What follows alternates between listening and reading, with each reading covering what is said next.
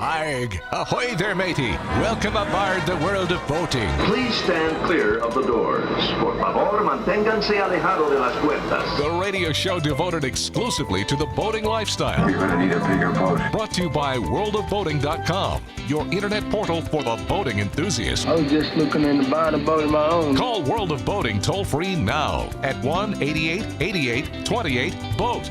That's 1-888-828-BOAT. And welcome. This is the World of Boating. Greg, your first mate, Captain Patrick Barry, the boater, rounding out the crew as we navigate the latest boating news and information. We are joined by a special guest to kick off the show. We were talking about this a little bit last week. I don't know. Where was it, Patrick, where they're having the wakeboarding issues? Which waterway? Everywhere. Pretty much.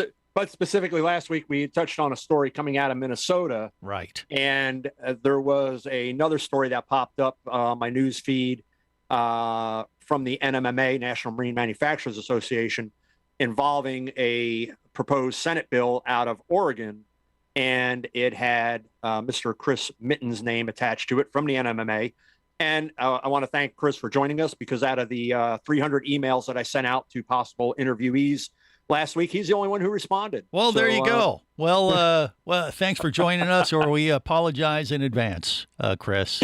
Excited to be here. Thank you. Yeah, well, thank you for updating us accordingly. So, obviously, you've been following this issue quite a bit through the NMMA. That's kind of one of the main things they do as an organization, is watch out for our boating rights and stuff across the U.S., right? Yes, that's correct. So how did you get involved with this particular one, and how important is it to boaters across the country right now? Yeah, so I cover West Coast public policy for the National Marine Manufacturers Association. So everything west of Texas up to Montana is kind of my jurisdiction to follow all things boating. This is an issue that's been going on in Oregon for about a decade. The first real restrictions on towed sports started back in 2010, where the Oregon State Marine Board banned wake-enhancing devices in boats.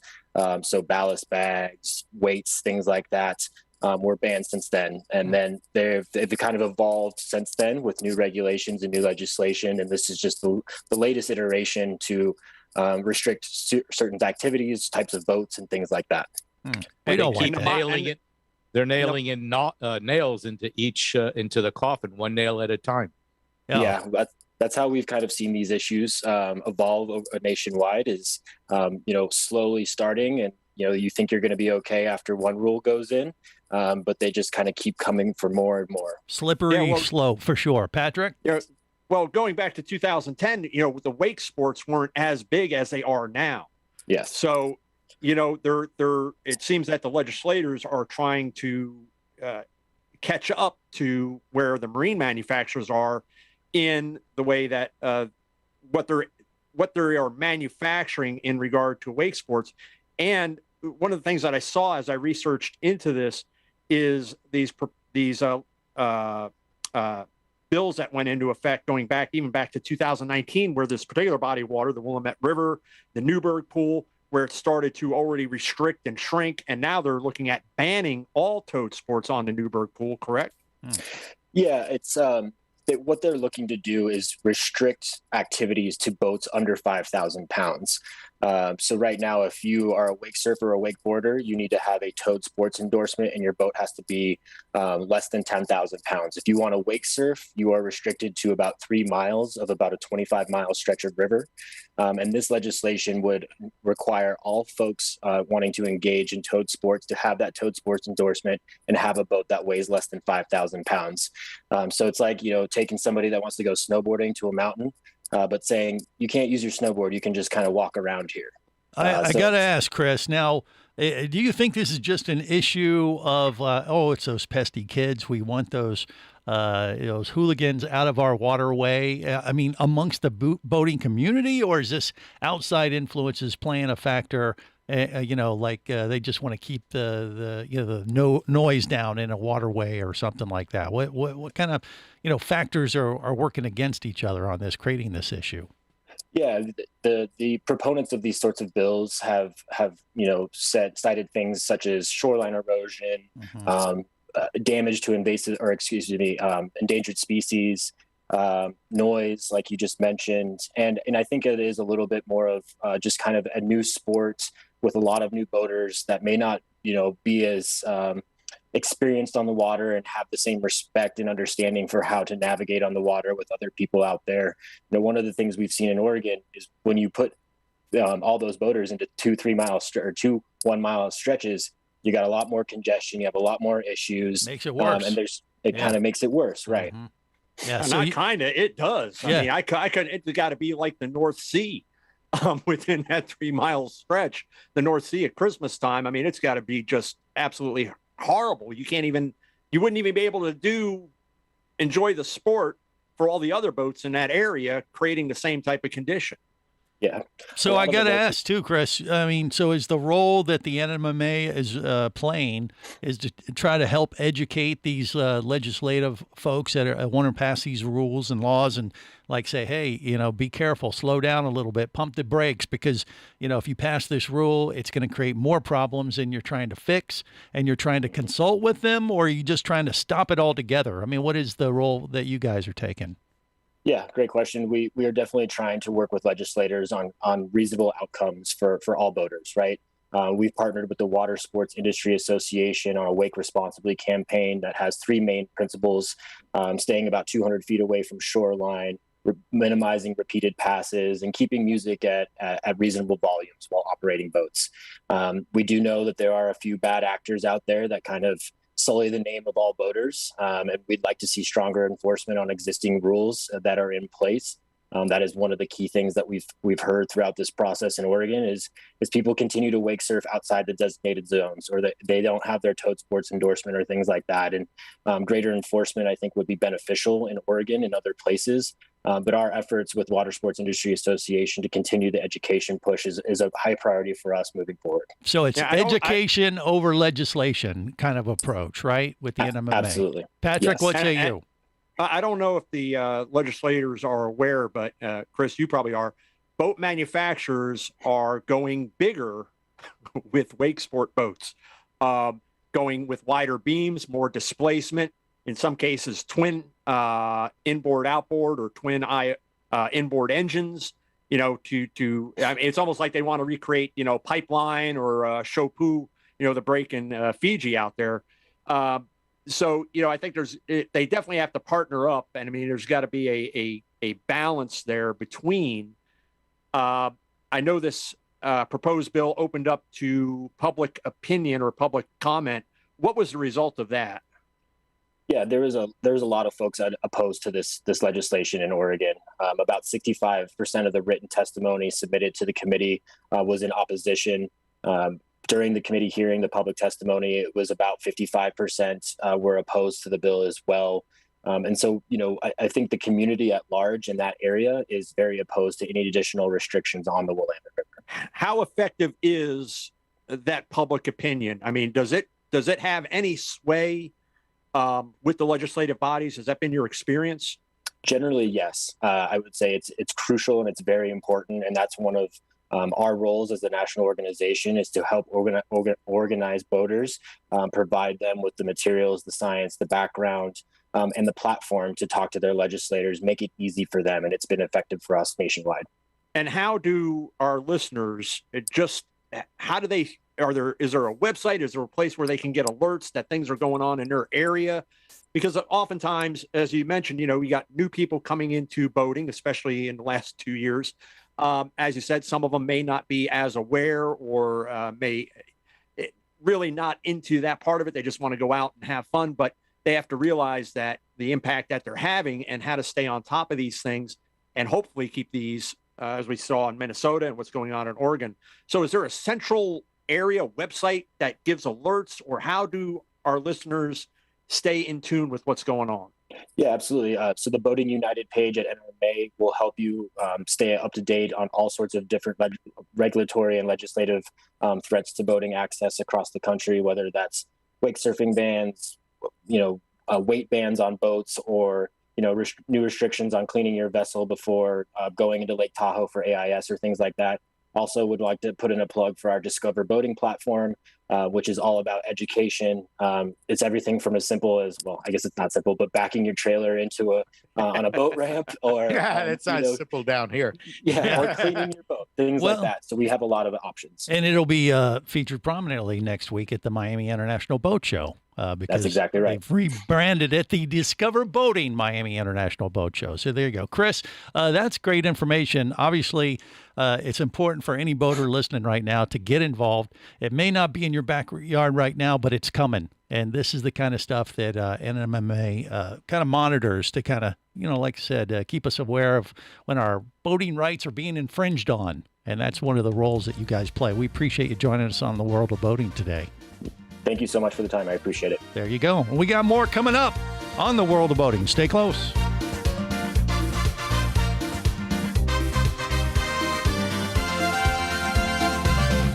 You're listening to the World of Boating Radio Network. Hosting a radio show about scuba diving and boating is one of the best gigs on the planet. It's actually part of my job to check out and report on cool new products I personally use to enhance my diving and boating adventures. However, I do believe in sharing the joy, and this is why we've added Nanook protective hard cases to our list of products you can now purchase on the merchandise page at scubaradio.com. Nanook cases are designed to protect the most sensitive equipment in the harshest environments. Underwater photographers, listen up. From their high-impact NK7 resin to their exclusive Power Claw latches, Nanook has raised the bar for those of you that demand the best protection for your gear. Plus, Nanook protective cases cost less than similar products currently on the market. The company has been around for over 15 years, but it's new to the U.S., so we've made a small number of Nanook cases available exclusively for you at a special introductory price on the merchandise page at scubaradio.com. Go there now and check out Nanook, the evolution of protection.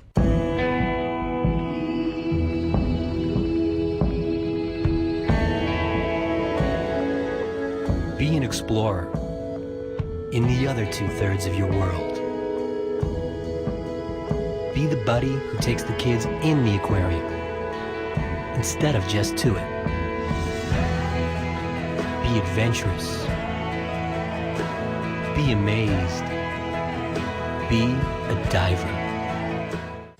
Even Keatley wasn't ready for me, or anything that followed. Chased by a police department, led by his ex-girlfriend, and hunted by brain fork-wielding Fijian assassins, it's everything he can do to keep from getting locked up, killed, or worse. Kava Screw is available as an ebook for $2.99 at Amazon.com. Kava Screw. Put a brain fork in him. He's done.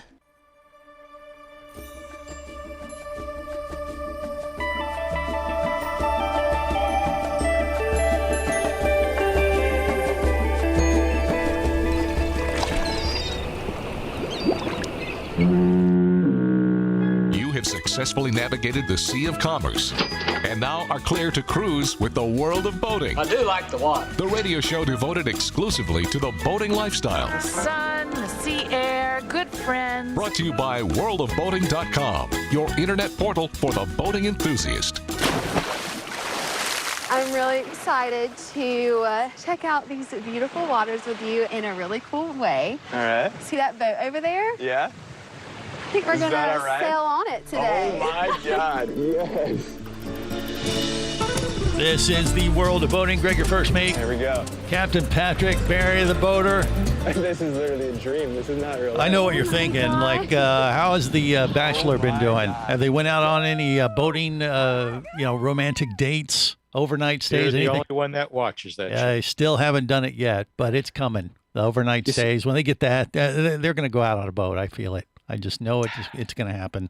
You see, just so everybody understands, I tried to elevate the show. Well, look, Valentine's Day is coming up. I'm just trying to make sure everybody is educated accordingly for the holiday. Go out on your Chris boat. to come on to talk about, this craziness with that going on in these areas, these municipalities, and basically, I don't want to say it's an attack on boaters, but It is. because I don't want to use any type of language that's inflammatory or incendiary. But we're multifaceted here on the World of Boating, trying to cover all the bases, Barry and Patrick. Come on. But The Bachelor has nothing to do with boating, so let's just. Yeah, I think it does. I think it does indeed. You are overruled, sir. 2-1. Well, regardless, our passengers are now more properly informed. And one of the things we were talking with Chris off air, and Barry had a question that I had wanted to ask, but we kind of really ran short on time. Yeah. And that was these areas, what kind of erosion are they seeing? Right. In these areas, what's their shoreline comprised of?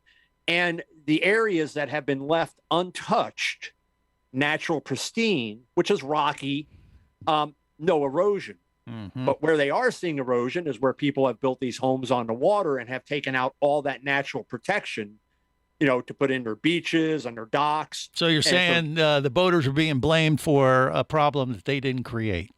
That's correct. That is correct. Yeah. Well, I think it's all hogwash anyway. I mean, this is a user issue, like a user conflict issue. You got the people with the bigger boats, maybe. You got people that are environmentally sensitive, or the people with money. They just want the riffraff off the waterways. Well, usually those are all one and the same. Well, right. But also, there's always going to be a few bad apples. And if they put the Marine patrols out there and they cited those bad apples and they came in more than once and they confiscate their boats, we wouldn't have that issue.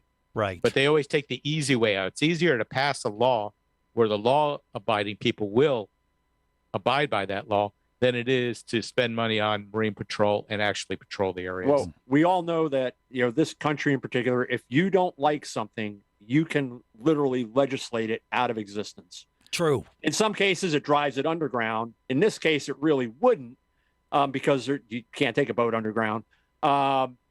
So sure you can, a submarine. That's underwater, not underground. Well, it's really getting involved, staying involved, and we know boaters are some of the most ardent environmentalists there are out there. They want the waterways to stay clean and protected, whether you fish, whether you just go out for a day cruise, whether you're out there wake surfing. Nobody wants to wake surf in contaminated water. No. Nobody wants to surf it. Nobody wants to damage wildlife. Nobody wants to down here. We're not looking to go out and we're not aiming for manatees and things like that. We love the environment. We want to protect it, but we want to be able to enjoy it as well within reason. And when within reason gets shrunk down to an unreasonable level, we don't want it to get to that point. So stay engaged. Stay engaged. It comes down to politics, unfortunately, and most people don't want to have anything to do with it, which I totally understand. But you see it time and time again, and that's why the NMMA, is on the forefront for this. Because honestly, most boaters don't want to get involved with this kind of stuff, or this is happening in some other waterway. Doesn't affect me. I can go out on the weekend, go to my lake, go to my ocean waterway, and it doesn't. It does. Well, it does eventually. If you ignore it, it will come back and bite you in the ass. So one legislation in one state is going to see what passes in another. When they see it pass, then they do the same thing. Precedent. It just rolls along. A precedent. That's what happens. So that's why you need to pay attention to some of this stuff. Even if you're listening right now, like, golly, oh God, I hate that kind of stuff. We all do. But if you don't get your voice heard sometimes, or at least don't support the NMMA, at least do what you can to support their efforts and help out when you can. Somebody who could have had their voice heard this past week was this woman out in Oklahoma. Any idea what the average temperature in Oklahoma is right now? Oklahoma is the place where you go. Let's see, 30 degrees average. A woman floating on an air mattress on an Oklahoma lake was rescued after train engineers spotted her last week. Any idea? She and a friend hopped on this air mattress to make their way to a boat out on the water. The male friend that she was with decided to swim back to shore, something like that. She's on the air mattress. Any idea how long she was on this air mattress? Anybody want to take a guess? Let's see. I would say 3 days. So however many hours that is. Greg, over or under 3 days? In Oklahoma, on a lake in Oklahoma? On Lake Texoma in Oklahoma. Huh. I like that. Okay, I'm going to go 48 hours. That's 2 days. Bing, bing, bing. 2 days. There you go. Ah, look at that. Yeah. Thank you. I am a genius. So, If it was the ocean, I'd say maybe days, but not on a lake. I mean, surely. The woman who identified herself simply as Connie to the train's crew said she'd been floating for 2 days. Mm-hmm. Was she in a bikini when this happened? They did not say how she was naked, dressed, but she was freezing when she was found. Her hands were cut up and bleeding, and she struggled to walk. Although the woman showed no signs of hypothermia, the crew was able to get her to the second engine and warm her up. If there's any place to get warmed up, it'd be inside of a locomotive. I guess. So, they found her on the railroad tracks, and then they were going to run her over like she was tied up like a damsel in distress in Oklahoma. Yes, Greg, that's exactly what happened. No, but I don't get the Connie. I don't get the train thing. How did a train find her? Or people I on a would train? say she probably floated by a trestle bridge. Is that what happened, Patrick, or what? That's what I'm not understanding exactly about the story. The train crew members, they were heading south. Yeah. When an engineer noticed the woman floating on Lake Texoma. Okay. So the train was by the waterway somewhere. Right. The crew brought the train to a stop and radioed the dispatcher to ask for emergency services. Mm-hmm. She was in a bikini. She had to be. They wouldn't have stopped. Hey, you're not going to believe this. But hey, there's a naked woman down on a raft. We've been watching her for the last 30 minutes. We're not sure if she's alive. You better go check on her. I'm going to venture to say there was probably some alcohol involved. That's one way to get their attention. That's for sure. That's a guess on my part, but the guy was never to be found. He left her out there on a raft. What a jerk. Yeah. Happy Valentine's Day. Yeah, they're going to be celebrating big time on Tuesday. More coming up. You're listening to the World of Boating Radio Network. Traffic sucks, unless you're scuba diving with Mike Scott. Mike glanced down at his dive computer. It showed less than 50 PSI left in his tank. Probably just a few more breaths. Or riding shotgun in a thrilling car chase. One bullet hit the Jeep's windshield, spiderwebbing the passenger side. Mike shifted into second gear and felt the Jeep leap forward. This just got serious. Escape your commute with audiobooks from author Eric Douglas. Download to your phone. Go to booksbyeric.com or audible.com.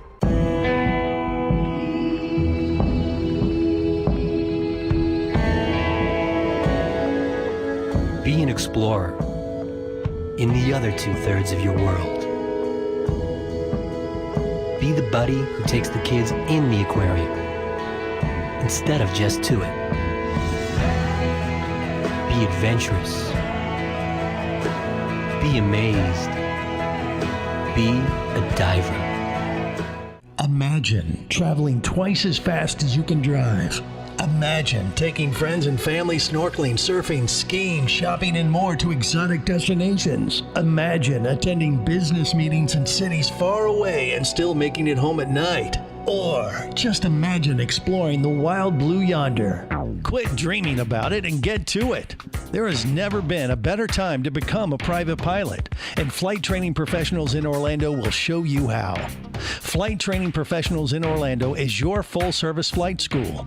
A state-of-the-art flight simulator, a fleet of the latest Cessna aircraft, and a staff of full-time seasoned flight instructors are just a few of the many reasons Flight Training Professionals in Orlando is the place to start your aviation adventure. Call 407-896-0077. That's 407-896-0077. Or go to ftpros.com. That's ftpros.com.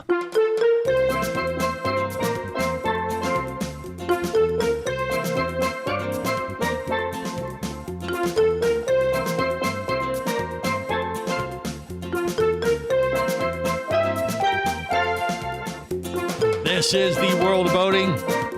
Greg, your first mate, Captain Patrick Barry, the boater. We are threatened to be joined by Captain Rusty, believe it or not, here in a matter of moments. We'll see if that holds to be true. You've been warned. or you can prepare accordingly. So we've covered the story about the lady left at sea. It all worked out. She was saved, and everybody lived happily ever after. I would imagine we have a few other boating-related stories we can share with our passengers today. Do we not, Patrick? We do. And kind of go back to where we were at the beginning of the show. There is a new bill that would require a boat safety course in Kentucky. This is sadly due to the death of this woman's partner. Passed away in June of 2021. He was out on the water. It doesn't say what the accident was, and I researched back when the story was first, when this accident, it never really said what had occurred. But there are some things that we kind of want to point out. They did note in the story that 77% of recreational boating fatalities occurred on a vessel where the operator had no safety instruction whatsoever. So it kind of highlights some of what we were talking with Chris is, get engaged, take that boat safety course, take that boater education course. It's if you take one or two things away from it, it's going to be well worth it. Now they want to make that, of course, mandatory in Kentucky. And as such, people would be required to carry a safe boating certification card on them while they're operating the boat or face penalties.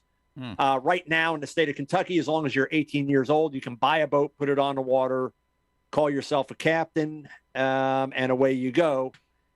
So, well, we had that down here too, but it's you have to be under a certain age, right? But here, they're already with this proposed bill. They already start to water this thing down, and this is where I diverge on boater education.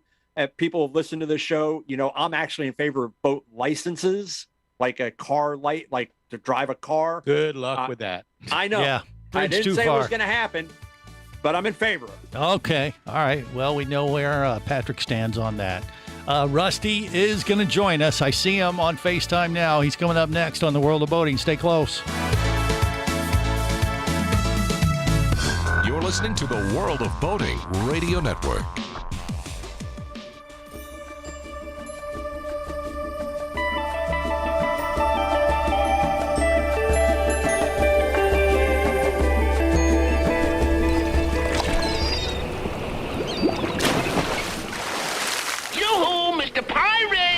What will we do with a drunken sailor? What will we do with a drunken sailor? What will we do with a drunken sailor at night in the morning? This is the World of Boating. Greg, your first mate, Captain Patrick Barry, the boater, and now Captain Rusty even with us as, we navigate the latest boating news and information. Rusty, where you at? What are you doing, man? I am in Daytona at our dealership there. So I'm hanging out here today. It's a fair. What do you got, like fried Twinkies and Oreos and boats? Too. I assume a little bit of everything, or what does that entail exactly? Well, not a fair. I just said I'm at Daytona at our dealership. Oh, I thought you said your dealership fair. Yeah.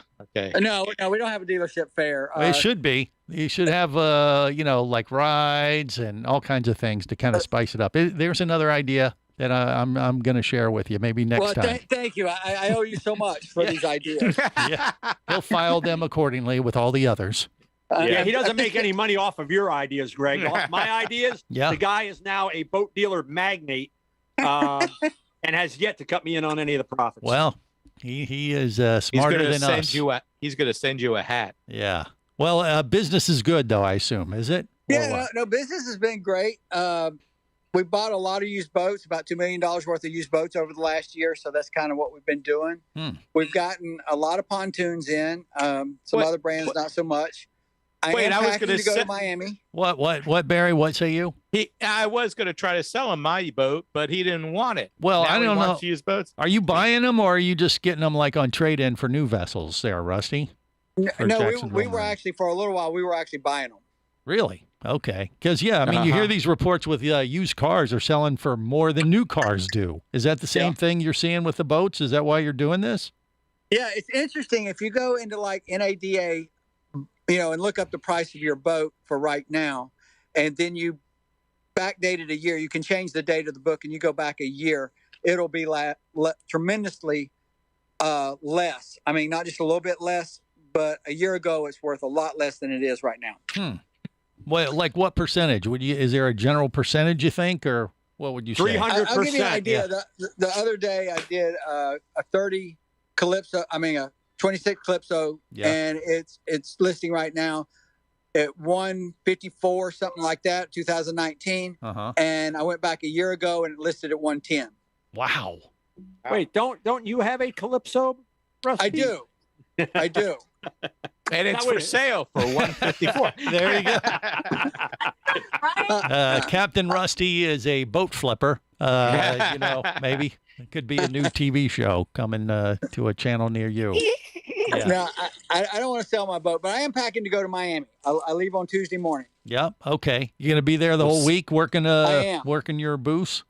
I'll work Chris Craft and Cobalt. Go by Stingray. Yeah. I always go by by Patrick's booth and see my girlfriend. Okay. Who is that exactly? Or should I ask? Oh, Ashley. I go see Ashley every Okay. All right. I was gonna say. I didn't know if that was a loaded question or you know she's married now, right, Rusty? You know, it has interfered a little bit with our relationship. Okay. He's a true boater. He knows how to. Oh, we're going to be down there Friday, so we'll see you too. All right. Well, you've been warned when to stay away, Rusty. Now you know. Okay. So, I mean, do you expect to sell boats at the Miami Boat Show next week too, or what are you thinking going in? You know, I think we'll sell probably one or two of Chris Craft. I sold a couple, a Chris Craft and a Cobalt at Fort Lauderdale. I think we will sell them there. I mean, the big deterrent, of course, with Chris Craft is just the wait time to get the boat. Yeah. Cobalt's not as bad. Like I said, pontoons are coming in pretty regular. So if you were going to buy like a 35 Calypso right now, it's really going to be a year. I mean, in all honesty, you're not going to get it till maybe January, February next year. Right. And that's hard for people to buy. Sure. I mean, are they just like putting down deposits to get in line, so to speak? That's what they could do. They're maybe buying slots. Yeah. And Chris Craft did announce an expansion of manufacturing facility, correct? They have. They're just not there yet. So they're not. What does that mean? They've opened up another plant or something, or what? Oh, they got to build it first. Yeah, is that it, Rusty? They've just announced plans to open a new plant. Is that what is going on, or what? Yeah, they need to. I think they're producing a pretty small number of boats, just all the reasons we talk about every time. But they're doing what they can. But the small dealers through this are the ones who suffered. I think the most are the small manufacturers. You know, Regal and those guys have done a great job. Cobalt's done a good job. But Chris Craft, normally produce about 400 boats a year, and they've struggled to get engines and parts because they're not the big dog in the game, right? Got it. Because we got them all, Rusty. That's right. Maybe. Patrick Warehouse in Orlando. You stop by, see Patrick. He'll get you an engine, whatever you need. Right. So we're probably building about 3,500 of you. Wow. Yeah. So, but Rusty, you're in Daytona today, and so exactly what is the event going on? It's a dealer showcase or what? So we own a dealership in Daytona as well. Mm-hmm. And Ryan, who's the manager here, decided he wanted some sort of freaking vacation. And so you're the substitute salesperson today. They send corporate down here. Okay. And so now I'm just sitting here walking around asking people what they are doing. That's my job. Okay. Are you guys doing anything there in preparation for Speed Weeks and the Daytona 500? You got any promotions going on? Any NASCAR stars that are going to be coming by? We don't. Why I don't get it. Why would you do this? Just for promotional stuff, Patrick? What are you saying? Where are you going with this? Fast cars, fast boats. It's Daytona. Okay. It's February. What are you kidding me? All right, so he's throwing you drive on the beach. He's throwing you some promotional ideas that you probably didn't think about, I guess. Patrick will like this idea. I had a good idea today. And Patrick knows for the Facebook page for Disappearing Island, I control that. And it's got like 80,000 followers now. Wow. And I don't do any promotion with it, but I think I'm going to have, since I own the logo, I'm going to have Disappearing Island T-shirts printed this year, promoted on the thing, and they have to come to the dealership to pick up a T-shirt. Okay, that's not bad. And Disappearing Island is where? A sandbar over in Ponce Inlet. Because I'm guessing there's a few of them. But you're you're zeroing in on one particular disappearing sandbar. No, it's the one that's known as Disappearing Island. It's actually patented, trademarked, copyrighted, you name it. Rusty owns it, along with Pontigator, which I'm still waiting for the Pontigator shirts, but I don't think they're ever going to arrive. Yeah, that doesn't sound right. I never forget, Rusty. You don't. You don't let me live it down. Yeah. Okay. Well, yeah. I mean, I like the promotional idea. I mean, getting behind that. If you already got that many followers for Disappearing Island, make the best of it. Now, what about the Miami International Boat Show? Do you expect it to be different because they're moving back to the convention center? We talked a little bit about this last week, and now they've renamed it the Discover Boating Miami International Boat Show. Are you excited about the changes, or you think it'll be much to do about nothing as far as compared to years past? The last time I went, the first boat show I went to was in the convention center, and that was before I was a dealer. That was Florida by Water days. And that time, I didn't know much about it. So I have no idea what to expect. I do know that we've changed from wearing like a polo and shorts to wearing khaki pants, a white shirt, and a blue blazer. And you'll be sweating. Well, it's cool down there right now. You live down there, Barry. Well, yeah, hot. But it will be if he's outside, but inside it'll be fine. Yeah. I've been listening to the commercials down here, and the music they're playing has a Miami Vice theme to it. Just saying. Really? Okay, the boat commercials, I hope. The boat commercials for the boat show, yeah. All right. Okay, well, there you go. So he's supposed to dress up as what, Crockett or Tubbs. Is that what you're saying? That's what it sounds like, yeah. So now you have your color coordinating for your blazer and khakis. Yeah, you got to wear your shoes without socks, right. Well, I mean, they're playing up the changes pretty heavily for this year. So it'll be interesting to see if we can see it for ourselves, or if that's just a bunch of hype. I don't know. If you're going to the boat show, wear socks. Be considerate. Take your shoes off before you get in the boat. Do not get into boats with your stinky bare feet. Really, Barry? What, they expect you to wear socks? Yes. You can't wear socks with boat shoes. That's dorky. Well, then call me dorky. Hey, okay. I will tell you, Captain Dorky. I had my shoes stolen on Bayside one year at the boat show. Yes, you did. So don't wear expensive shoes. Yeah. When you're going on the boats and touring the boats, and you have to take them off and just leave them there, you might come back and go, trust me, no one's stealing my worn out, smelly loafers.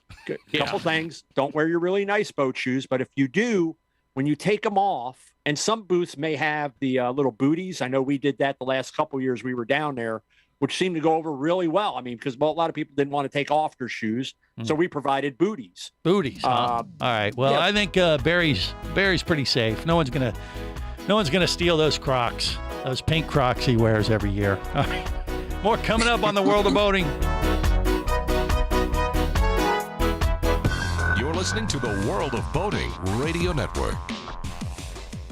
Do you have a message or product you need to share with the boating world? Well, look no further than the World of Boating radio show. Just like you, thousands of boating enthusiasts are hearing this message, and we could be talking about you and your product or service as early as next Saturday.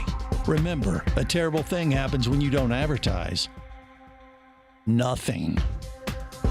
Go to worldofboating.com, send us an email, and let's get to work to make your marketing message matter. Traffic sucks, unless you're scuba diving with Mike Scott. Mike glanced down at his dive computer. It showed less than 50 psi left in his tank. Probably just a few more breaths. Or riding shotgun in a thrilling car chase. One bullet hit the Jeep's windshield, spiderwebbing the passenger side. Mike shifted into second gear and felt the Jeep leap forward. This just got serious. Escape your commute with audiobooks from author Eric Douglas. Download to your phone. Go to booksbyeric.com or audible.com. Hosting a radio show about scuba diving and boating is one of the best gigs on the planet. It's actually part of my job to check out and report on cool new products I personally use to enhance my diving and boating adventures. However, I do believe in sharing the joy, and this is why we've added Nanook protective hard cases to our list of products you can now purchase on the merchandise page at scubaradio.com. Nanook cases are designed to protect the most sensitive equipment in the harshest environments. Underwater photographers, listen up. From their high-impact NK7 resin to their exclusive Power Claw latches, Nanook has raised the bar for those of you that demand the best protection for your gear. Plus, Nanook protective cases cost less than similar products currently on the market. The company has been around for over 15 years, but it's new to the U.S., so we've made a small number of Nanook cases available exclusively for you at a special introductory price on the merchandise page at scubaradio.com. Go there now and check out Nanook, the evolution of protection.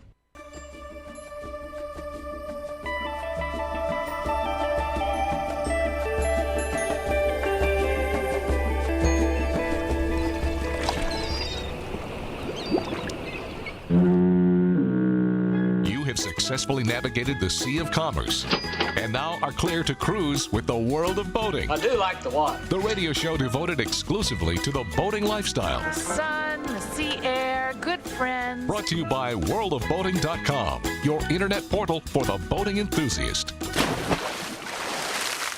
This is the World of Boating. Greg, your first mate, Captain Patrick Barry, the boater, rounding out the crew as we navigate the latest boating news and information. Barry, as a boater, what say you? Remember we talked about I think it was Jeff Bezos' boat last week, the sailboat? Yes, that monster, 400-foot something or crazy. Huge. When I just heard that song, I was thinking, I wonder who the person's going to be that has to climb into a bosun's chair and get yanked all the way up to the top of that sail or that mast to fix something. I don't know, but now the residents of Rotterdam, they're planning on pelting his boat with rotten eggs. When it comes to, No, that's, that's easily solved with drones, Barry. That's yeah, right. Yeah, Amazon drone. Take care of that. Stop. What? Let him go boating. Just because he has a ton of money, more money than God, he can still go boating. If he pays to have the bridge temporarily removed, it was already done just a few years ago. Mm-hmm. He's not asking them to do anything that hasn't already been done. And they'll fix it up a little more. And Maybe. And you look at the impact of that boat being there for the retrofit and stuff like that, and the money that it's going to bring in to the just everybody take a breath. I just can't imagine what it would be like all the way up on top of that mast. I'll tell you what, to fix something. Captain Patrick, that brown nosing to Jeff Bezos is not going to get you a free Amazon Prime membership. I'm just saying it. Neither is yours to Elon Musk because, Greg, we all know how you love pickup trucks that aren't actually pickup trucks. Case in point, the Chevy Avalanche that you had and the current Honda Ridgeline. And we know you got your eyes on the Tesla Cybertruck. We know you think that that's all neat and stuff like that.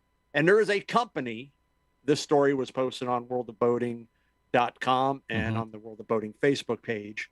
There is a company that wants to turn the Tesla Cybertruck into a boat. So they're going to put a prop on the back? No. Okay. You are going to it's the newly announced Cybercat Catamaran. Really? That has been Patrick, what are you doing? I don't know. I'm stumped. Go ahead. It's going to be an internet operated. That means some virus will tell it to turn to port and head to shore. The concept consists of an easy to assemble kit that can attach the Cybertruck and turn it into a power catamaran. Oh, I could see Greg buying one of those and then calling up said, I can't understand how this goes together. It is equipped with 1 to 5 50 kilowatt outboard motors, which will be powered by the Cybertruck's battery pack. Combined with the Cybertruck's adaptive air suspension, the concept could potentially make the Cybercat amphibious. Wow, that sounds pretty cool. So this story, as I said, is on the worldofboating.com and World of Boating Facebook page, which we would greatly appreciate it if you check those out and, of course, pay special attention to our sponsors. I can't understand how the battery pack, when it hits salt water, what's going to happen. Because the other Tesla cars, the battery packs are a flat pack underneath the car. I think the plan is for this thing never to hit the water. That's the whole idea behind boating, Barry. Oh, okay. Is that it's be above the water. It's well on top of the framework on these sponsons, according to the pictures that I'm looking at. Okay. So you bolt sponsors on each side of it, and then you kind of drive it in. Yeah, basically, you say. I would imagine it would be, if I was doing this, the sponsons would be already pre-assembled. You'd have it in the water. You basically drive the truck up onto it, and it gets locked in place like you would getting on a ferry. Then you plug in for the power source. Okay. And away you go with the either you have 1 or 5 of these 50 kilowatt outboard motors that would attach to the rear, and it sits very, very high up off the water. Looks like it could even be a foiling type of concept as well, based on one picture that I'm looking at. Mm-hmm. So, Greg, if you haven't put down your deposit on a Cybertruck, go get it. All right, I'll go get it. Because you know who told me? I'll tell you who told me. Patrick! Yeah, he told me I should go get one. And we're running out of material to make fun of you about. So. Now we could take buy a bunch of cans of expandable foam and just put it in the bed of this truck, and he'll float. I mean, there's not much metal to worry about, so it's pretty. No, not in that thing. No. I wanted to go back to the story that we were talking about, this proposed boat safety bill in Kentucky. And I know we kind of had to cut that short because Rusty jumped in for the first time in 9 years. So let me continue with a very important story to talk with Rusty about some nonsense, but I appreciate that. So the problem that I have when they get all riled up for these boat safety measures is, for me, it's either go big or don't go at all. If you're going to go in, give it some teeth, don't water it down. And I hate bumper. You're doing that on purpose, Greg. What do you mean? You okay, They Patrick? already started to water so. this thing down to where it won't have any effect whatsoever. That's my point. The music is playing you off, Patrick. So I hate you. We're going to have to wrap it up this week. Just in the nick of time. Many people are thinking. And on that note, remember, whether it is sail or motor, life is better as a motor. Safe boating, everyone. Here, you barnacle-bitten swab. World of Boating is brought to you by worldofboating.com, your internet portal for the boating enthusiast. Any of this getting through to you, son? World of Boating is a production of Overboard Entertainment Incorporated. Computer standing by. Remember, you can listen live or to archives of past shows worldwide over the internet at worldofboating.com. Computers can do that? So tell a friend and come aboard every week for the World of Boating. This is so great. I can't wait. I'm getting goosebumps. Feel me. Feel me. The radio show devoted exclusively to the boating lifestyle. TTFN, ta-ta for now. The opinions you just heard on the World of Boating are those of the hosts, callers, and guests. They are not necessarily those of any station or network, its management, or advertisers. What are you being such a weenie for? While on the water, your safety and the safety of many others depends on you. So boat smart and operate your vessel only after receiving the proper training and instruction for your area. There is a fine line between genius and madness. Have any questions or comments? Feel free to do so via the web at worldofboating.com.